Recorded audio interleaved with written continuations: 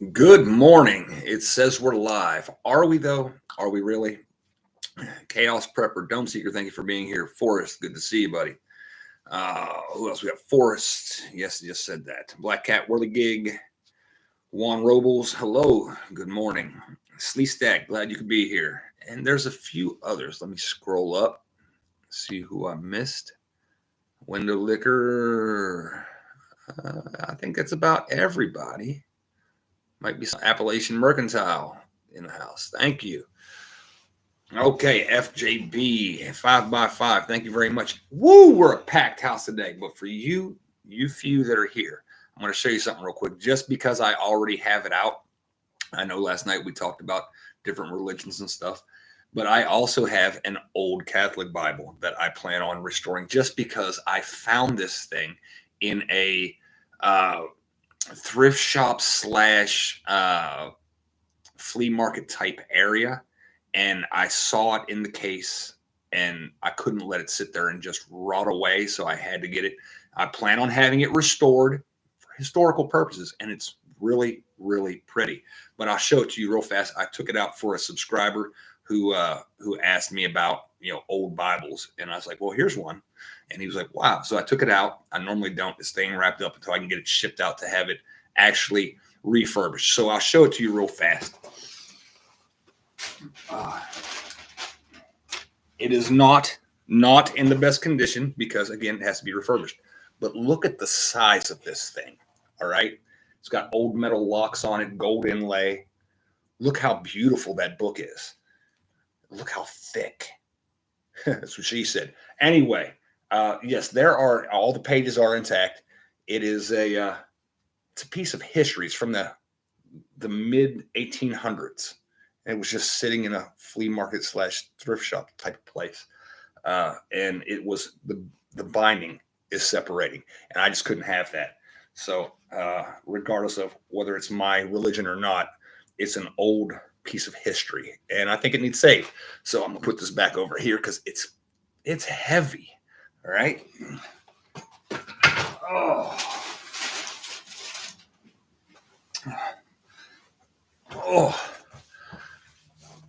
Well, there you go. So thank you, Appalachian Mercantile. I thought it was beautiful. I mean, even though it's not my specific religious doctrine, it's a beautiful book. It's just awesome. Black X says mine's pushing 125, has family tree. Oh, awesome. This actually, I was going through it gently, and it has the life of Mary, mother of Jesus. It has a whole section on her life, which I had never seen before. This is why you have to keep an open mind and go and look at things. I'd never seen that there was an actual book about her life. Anyway, let's get on to the Clash of the Titans, okay? As some of you saw on Prepper Nation, all of you, I guarantee all of you saw on Prepper Nation this morning because we're Beaverines, right? We were there. Texas is trying to slowly stand up. But let's talk about where this could go. All right, the Clash of the Titans, the states, as we've seen before in history, versus the federal government. All right, let's actually look at some numbers. Texas, just their National Guard. All right, they have approximately 20,000 troops. They have 3,000 airmen, which pilots, Air Force, their own Air Force, and they have 117 armories scattered across the state. So militarily, they're pretty good, just with their National Guard. Now, California, because we've all seen that trailer for that movie coming up, California has anywhere from 18 to 24. The numbers don't really jive all the same. They're not synced up, depending on where you look. But they have 18 to 24,000 National Guard troops, and they have 4,500 Air National Guard to fly their planes, because they have their own helicopters and planes and things like that. All right. But within each of those states, there's also regular U.S. military. All right. We can't just dismiss that fact, because in the event that there was a clash of titans, some of those military commanders and units that are in those states have made lives in those states, have friends in those states, have houses in those states, have kids that go to school in those states, and that's their home. All right. And so they, just like in the previous Civil War, will probably pick a side.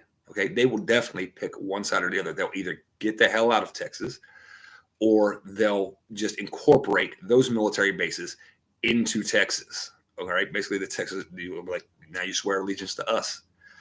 And those numbers in California, if it goes both ways, California, they have 158,000 U.S. troops. All right. This is all branches. This is Army, Navy, Marine Corps, Air Force. I'm not sure they have a Space Force there yet. I think that's predominantly probably going to be down there in Florida, which threw me because now it's called Andrews Space Force Base. Yes, it actually says Space Force Base on the sign on the highway. Saw that last month. Texas has 112,000 troops, so they're not too far off military wise, but they do have a bulk of U.S. assets. All right, when it comes to the ability to wage war, Texas, California, Virginia, and North Carolina are the four biggest states for the military industrial complex. And for the federal government to lose one or two of those would be a catastrophic blow, a significant blow to their ability to wage war. Take into the fact that Texas is the only state with its actual independent electrical grid. The resources, the oil, the gas, they can continue to wage war independently, versus the U.S. government's ability to wage war without them would be significantly diminished. Okay, there are oil fields in the Dakotas, there are oil fields in Pennsylvania, West Virginia, Ohio, but nothing like there is in Texas. And no oil mean no fighty war. It's pretty simple. We spoke, and I've had people ask about would, in the event of a civil war, if states seceded, would an outside power help one side or the other? Probably there'd be people playing both sides, or this group would help the U.S. government, this group would help the seceded states. Now, one thing that makes me think that perhaps the Russians or somebody like that would favor Texas is because of nuclear technology. All right. A lot of people don't know this, but Texas is home of the only plant in the United States that can assemble and disassemble U.S. nuclear weapons. There's one. It's in Texas, just north of Amarillo. All right. So that'd probably be a big first strike target for the U.S. federal government if that state seceded. All right, because there's a lot of people who know things and know about things in that area. Okay, that they wouldn't want to say, oh well, the Russians are supplying them with all kinds of food supplies, fuel supplies, weapons, whatever. And they might be, letting them know about our strategic defenses and how to disrupt those. Okay, a lot of people don't realize that. Yes, that's the Pantex plant. Just in case you're all aware, it could get ugly real fast. It could. Now, a lot of people are like, well, that's what we need. Yes, but California would be a problem. California alone could basically stand up to Texas toe to toe. Now, I know a lot of Texans aren't going to like to hear that. However, Texas is a majority conservative population that's controlled by those blue cities, whereas Texas is predominantly conservative and has a couple blue spots in there, but it's predominantly conservative. what they would have to do is to hold hearts and minds, basically a coup d'etat in California. They would have to have the people, with the assistance of the Texas government, overthrow the Californian government and replace it with one that's more hospitable, more suitable to working with Texas. I mean, Texas and California were both previously Mexico. So there's a lot of commonality. All right. They're always telling Texans always say, "Don't California my Texas." Uh, there's a lot in common, but you could see things going that way. What is happening in the chat? Anybody have anything they want to say? Paradise Acres made a live stream. Whoo. Maddie just said, "Oh, there's Robbie." And AR goes where I go. Awesome, Paradise Acres. You also have to take into account that there are a lot of states that would instantly hop on board with Texas. If Texas just flat out said, "We're done. We activated our National Guard. The borders are closed to anybody but Texas and our allies," you would be surprised. I would probably be surprised how fast other states, especially Gulf Coast states, hopped on board the Texas train. Okay. You got Louisiana right next door. And there are naval forces there with nuclear capabilities. Okay. You proceed all along the Gulf, there are military bases, military training facilities, U.S. forces that would instantly pop right on over. Now, one of the other things I wanted to talk about is Texas has. I don't like getting my numbers wrong, so let me actually take a look. Texas has approximately 9% of the GDP of the United States government. 9%. California has approximately 15%. Florida 5%, and New York right around 8%. Those are the top four contributors to the GDP. Imagine, if you would, the federal government overnight losing 30%, almost 30% of its GDP just by losing Texas, California, and Florida. 30%. It'd be catastrophic. They couldn't handle that kind of an economic downturn. You want to talk about a dust bowl? You want to talk about a great recession? Yes, everything outside of the United Texas front would just suffer relatively quickly. Stock markets crashing? Oh, yeah. Bubbles bursting? For sure. All right. It could get bad real fast. And that would only escalate the U.S. response. They'd have to crack down hard and fast, which again, mutually assured destruction would mean that Texas, California, Louisiana, Florida would all have to prepare to repel borders. Appalachian Mercantile asks, aren't there around 22 states who committed to COS if Texas goes? There's a few, I think, but I'm not certain. John probably knows a lot more about that over at Pepper Nation. He's the big convention of states guys. I'm not a big convention of states guys. The federal government can't fix your problems because the federal government is your problems. Okay. Again, the biggest problem, the biggest thing that's pushing the separation is the federal control over the citizens. The citizens were supposed to control the federal government, but that's not how we've inverted that over the years. We've inverted that by allowing politicians and lawyers to run the government instead of the average man.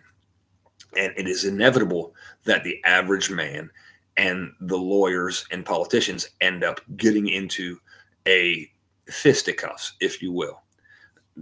As I've said dozens of times before, most of the time you see the elite, the lawyers, judges.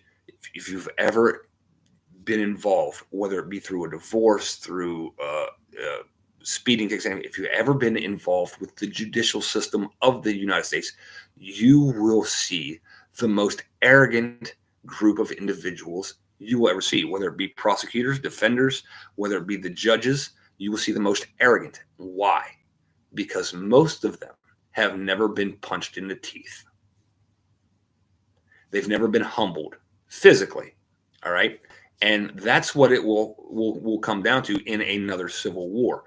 Uh, my opinion, my concept is that a civil war just won't fix the nation. All right. A civil war would be bloody, catastrophic. It would be very painful for a lot of people. Lots of bad things would happen to lots of good people. All right. However, it would still simply be elites of this side wanting to control everything and elites on this side wanting to control everything. The only way to actually fix the problem is to, at the end of the day, eliminate the titans altogether. All right. To turn it from a civil war into a revolution. All right. The only way to do that is to target elites during the process. That's why if you look at like the movies The Purge, they always say politicians and members of society at certain levels are not allowed to be targeted because you never cut the heads off the snakes. If we have a civil war in this country, but the players still exist after the fact, the problem will reoccur sooner rather than later. If you purge the top and allow the bottom to come up, then you'll have a longer span of peace and prosperity. All right. If you enact new laws and new regulations that prevent lifetime political seats, if you prevent families from going from average Joes to political class families, if you do simple things like that, then you will have longer term fixes to the problems. Eventually, it will rise its ugly head again because all empires rise and fall. And we're ticking up the roller coaster. We're tick, tick, tick. We're not at the wee part yet. We're not at the oh shoot part yet. All right. But we're ticking, tick, tick, tick, tick, day by day. All right. Forgiven Disciple says, Amen, Savage. Uh, thank you. Thank you. Forgiven Disciple says, I didn't know life could be so much better. LOL. It can. It can. Here's a fun one. If you're under the age of 18 or you're over the age of 18 and a felon, you can't vote. And there are some exceptions, yes. But for the most part, you can't vote. If you can't vote, you have no representation.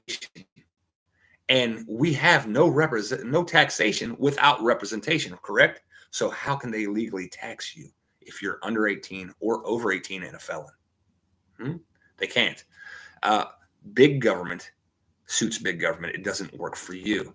So we need to eliminate big government. Let's get back to state government where we all agree to disagree, go meet in Washington or wherever the new capital will be a couple times, a year and say, okay, these are some common problems we can fix together and go about our business, come together for mutual defense as it was always intended. All right. But the way things are going, we may end up like the Hunger Games. Okay. Remember, what was it? District 13, the Texas, the one with nuclear weapons that was like, yeah, they could literally control the internet, shut everything down after civil war's going on and say, oh, yeah, that district no longer exists because you can't go there and the population has been reduced and you are now all in your little sectors. Okay. I'm in the coal mining sector, but I believe I will have my ass in District 13 one way or another.